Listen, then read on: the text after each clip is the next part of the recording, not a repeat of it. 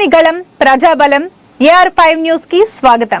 కడప జిల్లా బద్వేల్ పట్టణంలోని సిద్ధవటం రోడ్ నందు పూలే సర్కిల్ వద్ద సావిత్రిబాయి పూలే 127వ వర్ధంతి కార్యక్రమం పూలే ఆశయ సాధన సమితి చైర్మన్ బద్వేల్ గురుమూర్తి ఆధ్వర్యంలో ముఖ్య అతిథులుగా municipal vice chairman ఎర్రగొల Gopalaswamy, Yogi Vemana university పాలక మండలి సభ్యులు కొండపల్లి చిన్న సుబ్బారావు, బద్వేల్ పౌర వేదిక చైర్మన్ పెద్దిరెడ్డి సతీష్ రెడ్డి హాజరై సావిత్రిబాయి పూలే విగ్రహానికి పూలమాలలు వేసి ఘనంగా నివాళులర్పించారు.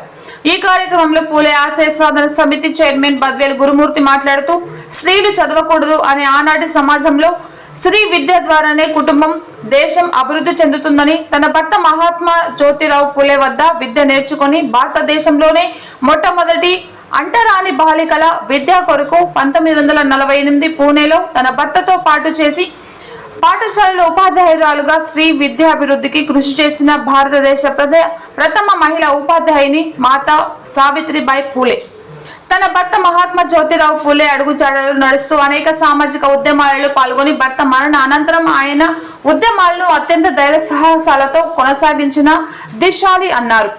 ఈ కార్యక్రమంలో జాతీయ బీసీ సంక్షేమ సంఘం రాష్ట్ర కార్యదర్శి రామసుబ్బయ్య యాదవ్, జిల్లా working president U Ramana Yadav, Awaaz అధ్యక్ష కార్యదర్శులు SS Sattar, KP Rasool, DBF రాష్ట్ర కార్యవర్గ సభ్యులు చిన్నయ్య, పూలే ఆశయ సాధన సమితి వైస్ చైర్మన్ వజ్రాల వెంకటస్వామి, పూలే అంబేద్కర్ రాజ్య అధికార సమితి అధికార ప్రతినిధి ఎం పిచ్చయ్య, దళిత నాయకులు ఉప్పలూరు మునయ్య, బీసీ బాలుర హాస్టల్ అధికారి ప్రసాద్, డివైఎఫ్ఐ పట్టణ కార్యదర్శి జి నాగార్జున, రిటైర్డ్ తహసీల్దార్ రఘురామయ్య తదితరులు పాల్గొన్నారు. కడప అన్నమయ్య జిల్లా ఇన్ఛార్జ్ హృదయనాథ్, AR5 కడప జిల్లా staff reporter M Ramachandraiah, reporter J Gurayya.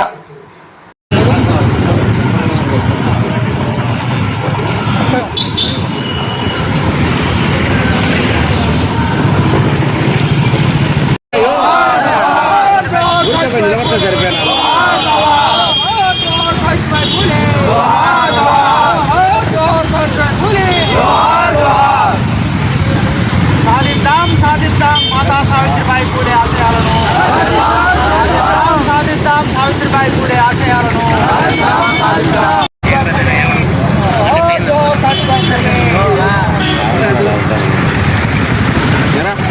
27 వర్ధంతి సందర్భంగా ఈరోజు ఘన నివాళులు ఆమెకు చేపట్టడం జరిగింది.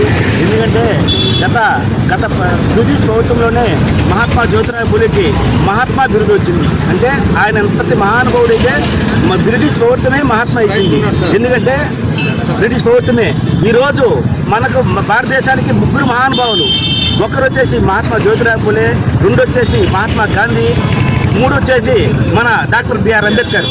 ఈ 3 కళల కన్నా ఆ కళలను నెరవేరుస్తున్న నాయకుడు మన జగన్మోహన్ రెడ్డి. ఏ విధంగా అంటే నేను 2 మాటలు చెప్పాలనుకున్నా.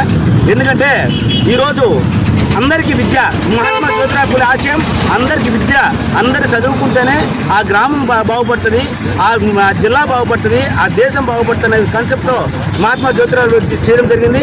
అదే కాన్సెప్ట్ మన జగన్మోహన్ రెడ్డి తీసుకురావడం, నాడు నేడు కింద ప్రతి స్కూళ్ళు డెవలప్ చేయడం, ఇంగ్లీష్ మీడియం తీసుకురావడం అంతా చేయడం జరిగింది.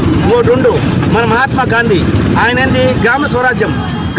గతంలో మనం ఎంఆర్ ఆఫీస్కి రావాలన్నా, తహసీల్దార్ ఆఫీస్కి రావాలన్నా ఇంత కష్టంగా ఉండేది.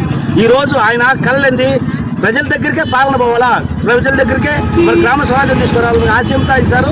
ఆయన కళలను నెరవేరుస్తున్న నాయకుడు మన జగన్మోహన్ రెడ్డి సార్. ఏ విధంగా అంటే ఇప్పుడు గ్రామ సచివాలయం ద్వారా, వార్డు సచివాలయం ద్వారా గ్రామాల్లోనికే గ్రామ స్వరాజ్యం పోవడం జరిగింది జగన్ సారు. ఈ విధంగా డాక్టర్ బిఆర్ అంబేద్కర్ అన్ని సామాజిక వర్గాలు సమానము, అందరూ డెవలప్ కావాలా, అందరికీ విద్య అందాలన్న ఉద్దేశంతో ఆయన ఆశయం నెరవేరుస్తున్న నాయకుడు. ప్రతి వర్గానికి బీసీ, మైనారిటీ, ఎస్టీలకు అందరికీ మేలు చేస్తున్న నాయకుడు మన జగన్ కొడతారు. వాళ్ళు అప్పుడు ఎప్పుడో 50-100 సంవత్సరాల కింద కళలు నెరవేరుస్తున్న నాయకుడు మన జగన్ కొడతారు. కాబట్టి మనం ఈ విధంగా మన జగన్మోహన్ రెడ్డి కొరకు నాకు ధన్యవాదాలు. ఎందుకంటే ఈ మహానుభావులందరికీ నా ధన్యవాదాలు తెలుపుకుంటూ సెలవు తీసుకుంటున్నాను. సంఘ సంస్కర్త అయినటువంటి మాతా సావిత్రిబాయి పూలే 127వ వర్ధంతి కార్యక్రమానికి హాజరైనటువంటి ఓసీ, బీసీ, ఎస్సీ, ఎస్టీ, ముస్లిం మైనారిటీ సోదరులందరికీ కూడా నా హృదయపూర్వక నమస్కారాలు. మరి మాతా సావిత్రిబాయి పూలే సతారా జిల్లాలో, మహారాష్ట్రలోని సతారా జిల్లాలో పుట్టి మహాత్మా జ్యోతిరావు పూలేని వివాహమాడి మరి ఇక్కడ స్త్రీ విద్య ద్వారానే కుటుంబము దేశము అభివృద్ధి చెందుతుందని మరి పూలే గారి దగ్గర చదువు నేర్చుకొని మరి 1848లో మరి పూణేలో అట్టడుగు బాలికల పాఠశాలను ఏర్పాటు చేసి మరి ఆ పాఠశాలలో ఉపాధ్యాయునిగా పనిచేసినటువంటి మొట్టమొదటి భారతదేశపు ప్రథమ మహిళా ఉపాధ్యాయుని మాతా సావిత్రిబాయి పూలే. ఆ సావిత్రిబాయి పూలే ఆశయాలను మనమందరం కూడా నెరవేర్చాలి. మరి ఆమె యొక్క స్ఫూర్తితోనే ఆమె పడినటువంటి కష్టాల వల్లనే ఈరోజు మహిళలు ఎంతో ఉన్నతమైనటువంటి పదవులు, ఉన్నతమైనటువంటి రాజకీయ స్థాయి కూడా ఎదిగినటువంటి సందర్భాలు ఉన్నాయి. మరి నేను ముఖ్యంగా విన్నవించుకోవడం ఏమిటంటే మరి సావిత్రిబాయి పూలే జయంతిని మరి మొల్ల జయంతి మాదిరి ప్రభుత్వమే నిర్వహించాలని కోరుకుంటున్నాము. అదేవిధంగా సావిత్రిబాయి పూలే చరిత్రను పాఠ్యాంశంలో చేర్చాలి అనేది ఒకటి. మరి ఈ సందర్భంగా మన గోపాలస్వామి గారు వైస్ చైర్మన్ గారు మరి ప్రస్తావించారు ఒక విషయము. మరి బీసీలకు బద్వేలు పట్టణంలో భవనం అనేది ఒక సమావేశం ఏర్పాటు చేసుకొని ఐకమత్యంగా అందరూ ఒకసారి కూర్చోడానికి, అభివృద్ధి చెందడానికి, ఐకమత్యం పడడానికి, చైతన్యం కావడానికి బీసీ భవనం ఒక సెంటు కూడా లేదు. మరి ఎంతో కాలం నుండి బీసీ సంఘాలు మేము ప్రజాప్రతినిధులను, అధికారులు అందరినీ కూడా కోరుతున్నాం. మరి రేపు మరి పాలక మండలి, మున్సిపల్ పాలక మండలి సమావేశం ఉంది. మరి వైస్ చైర్మన్ కానీ, బీసీ కౌన్సిలర్లు కానీ బీసీ భవనానికి మున్సిపల్ స్వాధీనంలో ఉన్నటువంటి స్థలాన్ని ఒక 50 సెంట్లు కేటాయించవలసిందిగా ఈ సభాముఖంగా నేను అందరికీ కూడా విజ్ఞప్తి చేస్తూ ఈ అవకాశాన్ని మీ అందరికీ. ఈరోజు బద్వేల్లో అన్ని సంఘాలు, బీసీ సంఘాలు, మైనార్టీ సంఘాలు, ఇతర కులస్తులు అందరు కలిసి ఆమెకు పూలదండలేసి ఈ ప్రోగ్రాంను జయప్రదం చేశారు.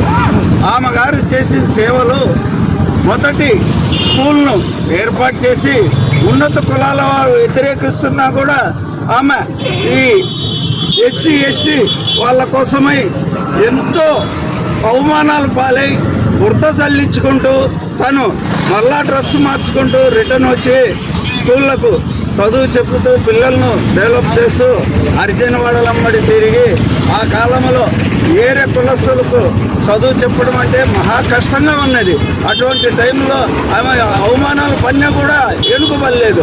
మన బీసీ ఎస్సీ ఎస్టీ అందరికీ చదువుల కోసమే ఆమె సొంతం ఫస్ట్ స్కూల్ ఏర్పాటు చేసి ఆమె చదువు చెప్పారు. కాబట్టి ఆమెను మనం అందరం అన్ని కులాల వారిని కూడా ఆమెను స్మరించుకోవాలి.